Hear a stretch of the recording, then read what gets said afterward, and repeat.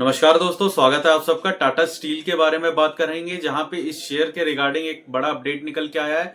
Company के board of directors ने यह तय किया है कि मार्केट से 3000 करोड़ से ज्यादा का अमाउंट वो डिवेंचर्स के थ्रू, खास करके नॉन कन्वर्टेबल डिवेंचर्स जो कि एनसीडी होता है, यहां से वो रेस करना चाहते हैं। इस फंड को रेस करने के लिए 1-1 लाख रुपए के स्मॉल अमाउंट पे वो पर डिवेंचर, जो 3 लाख डिवेंचर होंगे, ये डिक्लेयर करेंगे। जहां पे डिबेंचर में इन्वेस्ट करके पब्लिक अपना पैसा उसमें डालेगी, चाहे शेयर होल्डर्स भी डाल सकते हैं। ये चीज आप अपने डीमेट अकाउंट से भी कर सकते हैं। कंपनी ने इस बार 3000 करोड़ रुपए को मार्केट से उठाने के लिए कंपनी के डिबेंचर्स का सहारा लिया है, जहां पे ये नॉन इक्विटी डिबेंचर्स होंगे, जो कि नॉन कन्वर्टेबल डिबेंचर्स कहा जाता है। हालांकि टाटा स्टील कंपनी के ऊपर देखा जाए तो कंपनी के ऊपर कुल कर्ज 1,10,000 करोड़ के आसपास का है, जहां पे ये जो 3000 करोड़ का फंड रेजिंग किया जा रहा है, ये डिबेंचर्स के थ्रू है। करके कंपनी अपने आने वाले आगे के इन्वेस्टमेंट में खर्च करेगी और बाकी कंपनी के जो भी वर्किंग प्रोग्रेस है उससे खर्च करेगी। हालांकि इस समय आप जानते हैं कि कंपनी का जो शेयर प्राइस है वो 134 रुपीज पे कंसोलिडेट कर रहा है,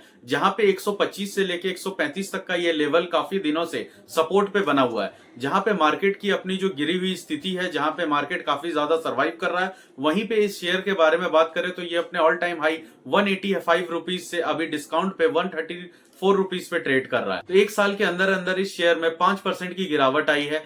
6 महीने से जब से मार्केट में गिरती हुई स्थिति हमने देखी है, वहां पे 10% से ज्यादा की गिरावट है। और पिछले अगर 5 साल में देखे तो इस शेयर ने 2 गुना से ज्यादा का रिटर्न दिया है। हालांकि उस समय कंपनी का जो शेयर प्राइस है वो स्प्लिट नहीं हुआ था, तब ये 1100 से 1200 के भाव पे चल रहा था। मतलब 700 रुपए से शेयर ने 1200 का रिटर्न दिया, वहां से 10 के स्प्लिट पे ये शेयर टूटा है, जहां पे 120 रुपए तक का लेवल आ गया था। पिछले 2 साल से शेयर ने कोई खास रिटर्न नहीं दिया, और 3 साल का भी ग्राफ आप देखेंगे तो कोई खास रिटर्न नहीं है। शेयर का प्राइस तब भी वही था और आज भी यही है। हर साल टाटा स्टील ने 3% के आसपास का डिविडेंड अमाउंट पे किया है, जो कि जून जुलाई के आसपास ही अपने क्वार्टर रिजल्ट के बाद 3 रुपए 60 पैसे का शेयर प्राइस पे आपको डिविडेंड देते हुए दिखा है। पिछले साल भी इसने दिया और इस साल भी जो शेयर होल्डर्स हैं उनकी काफी ज्यादा अपेक्षाएं इससे बढ़ गई हैं।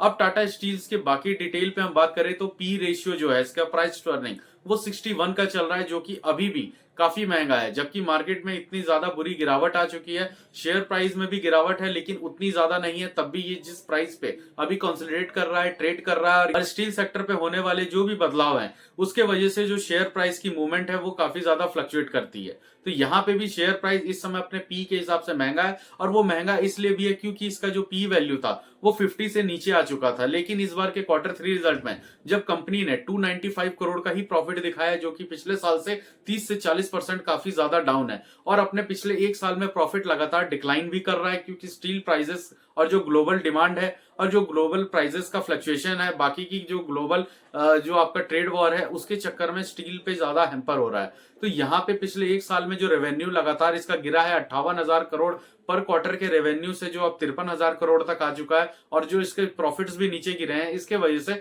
इसके शेयर प्राइस में काफी ज्यादा दबाव देखने को मिल रहा है। लेकिन यहाँ पे हम आगे की बात करें अगले 5 साल में, तो ये बात तो सही है कि स्टील की जो रॉबस्ट डिमांड होने वाली है, जो स्टील की यहाँ पे खपत है खास करके इंडियन इकोनॉमी और इंफ्रास्ट्रक्चर में, वो काफी ज्यादा बढ़ने वाला है। और जो घरेलू कंपनियां हैं, चाहे वो टाटा स्टील है, स्टील अथॉरिटी ऑफ इंडिया है, जिंदल स्टील है, जेएसडब्ल्यू है, या फिर हिंडाल्को की भी आप बात करें, जो कि लेटेस्ट हिंडाल्को का रिपोर्ट भी आया है और रिजल्ट भी आया है, जहां पे हिंडाल्को ने काफी ज्यादा अच्छा परफॉर्म किया है। तो ये सब चीजें दिखाती हैं कि जो घरेलू उद्योग है, जो डोमेस्टिक हमारा इंडस्ट्री है, इसमें काफी ज्यादा डिमांड आने वाली है। बस जो ग्लोबल पॉलिटिक्स सिनेरियो है उसके वजह से, और जो प्राइस और रुपीस का जो डेप्रिसिएशन है, इसके वजह से स्टील सेक्टर पे काफी ज्यादा प्रेशर बन रहा है। और जो चाइना के स्टील के प्रोडक्शन है उसकी कैपेसिटी बढ़ जाने और चाइना के स्टील की डिमांड अपने घरेलू उद्योग पे ज्यादा यूज होने के कारण इसमें स्टील की जो दबाव है वो काफी ज्यादा देखने को मिल रहा है। अब मैं यहाँ पे बात करूं कि नॉन कन्वर्टेबल डिवेंचर्स में अगर ये इस कंपनी ने 3000 करोड़ रुपए जुटा भी लिया, तो इससे जो आम ग्राहक होते हैं, जो रिटेलर्स होते हैं या एचएनआई कैटेगरी,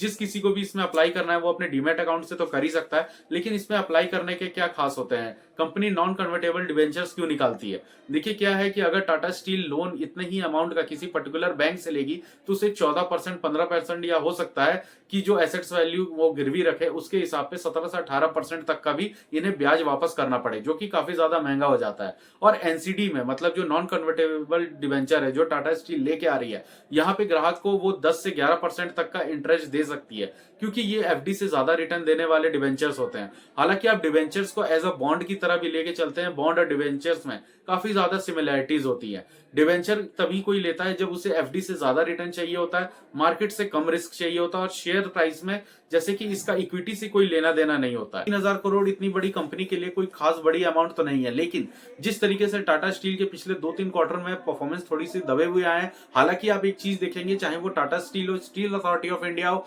या फिर हिंडाल्को हो, इन सब की जो प्रोडक्शन है वो ऑल टाइम अपने हाई पे रही है। इन सब का जो रेवेन्यू है वो भी ठीक रहा है, लेकिन मार्जिन पे दबाव की वजह से, मतलब मार्केट में जो कंपटीशन है खास करके चाइना के स्टील के साथ और अमेरिका के स्टील के साथ, और हमारे देश में सबसे ज्यादा इंपोर्ट किया जाता है साउथ कोरिया और जापान का स्टील चाइना के साथ साथ, तो इन सब स्टील के इंपोर्ट्स के साथ जो घरेलू उद्योग है वहां पे काफी ज्यादा प्रेशर बना दिखा है। हालांकि स्टील की डिमांड में कोई कमी नहीं आई है। स्टील के शेयर होल्डिंग पैटर्न की बात करूं तो पिछले 3-4 साल में कोई खास चेंजेस नहीं हुआ है। जो प्रमोटर की हिस्सेदारी है वो 33% के आसपास तब भी थी और आज भी बनी हुई है।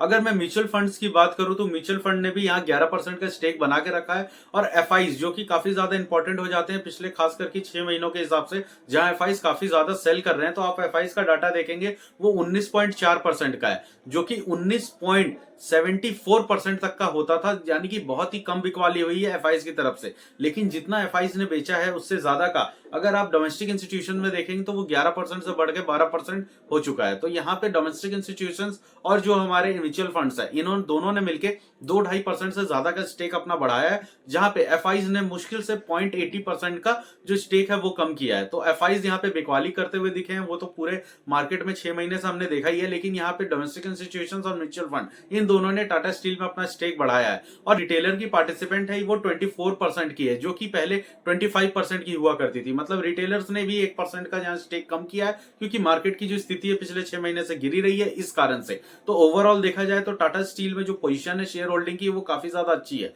प्रमोटर ने कोई स्टेक कम नहीं किया है। जहां पे रह गई बात मार्केट की, तो ओपन मार्केट से ही जो एफआईज और डीआईज की है, इनकी जो बिकवाली खरीदारी है वो भी स्टेबल रही है। तो इस शेयर का जो शेयर प्राइस है 134 रुपीज पे ट्रेड करने का यही कारण है कि इस शेयर के अंदर बहुत ज्यादा मूवमेंट अभी नहीं हो रहा है, जिसके कारण से शेयर प्राइस अप नहीं जा रहे, और बहुत ज्यादा बिकवाली भी नहीं है, जिसकी वजह से शेयर प्राइस नीचे भी नहीं जा रही है। हालांकि इसने जो अपना लो बॉटम बनाया था वो 125 रुपीज का बनाया था, लेकिन वहीं से स्टील प्राइसेस में वापस तेजी आने लगी और शेयर प्राइस भी ऊपर आ गया। पे इन्वेस्टर्स का एक ही पर्पस होना चाहिए कि आने वाले समय में देश की इकोनॉमी से लेकर के इंफ्रास्ट्रक्चर, अगर इन सब में आपको ग्रोथ की अपॉर्चुनिटीज दिख रही हैं, तो यहाँ टाटा स्टील में भी काफी ज्यादा जो अपॉर्चुनिटीज है वो बढ़ते हुए दिखेंगी। वैसे भी टाटा स्टील अपने मैनेजमेंट में काफी ज्यादा चेंजेस करते हुए दिख रहा है। बहुत सारे पॉलिसीज चेंज हुए हैं, बहुत सारे जो यूनियन मैनेजमेंट है इन पे भी चेंजेस हुए हैं। टाटा स्टील अपने जितने भी अदर स्टील ब्रांचेस थे इन सबको यूनाइट करके एक स्टैंड पे लेके आ रहा है। तो बहुत सारे ऐसे रिफॉर्म्स हैं जो कि देखने को मिल रहे हैं और हमें देखने को भी मिल सकते हैं। तो दोस्तों ये तो रहा पूरा इन्फॉर्मेशन टाटा स्टील के रिगार्डिंग। अगर आपको इन्फॉर्मेशन अच्छा लगा तो आप इस वीडियो को लाइक करें, चैनल को सब्सक्राइब करें दोस्तों, और भी इन्फॉर्मेटिव न्यूज लेके आते रहेंगे। नमस्कार।